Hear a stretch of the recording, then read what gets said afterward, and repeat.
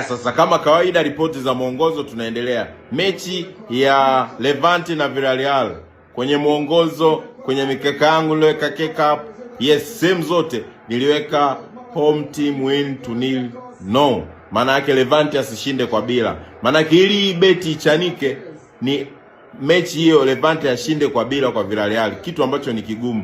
Villarreal na Levante yuko chini sana kwenye ligi, nadhani ni wa pili kutoka mwisho, lakini Levante yuko top 3, performance yake imeonyesha iko vizuri. So kwa weka kwenye mizani hao wawili, nadhani Villarreal wako juu zaidi. So nikaamua nitembee na option ya win to nil yes. Kwa sababu gani? Ningeweza kwenda na magoli, lakini kama mnavyojua ligi ya Spain magoli waga ni changamoto sana, lakini double chance huwa ni uhakika. Ningeweza kwenda na double chance, lakini nikasema yanaweza katokea Levante akashinda, akishinda ni 1-0 yes. So nikaendaje? Nikasema Levante win to nil no, manake asishinde kwa bila. So Mikautadze kashapata goli dakika ya 57, manake mkeka wetu umetiki. So hiyo option ili ichanike ni Levante angeshinda kwa bila.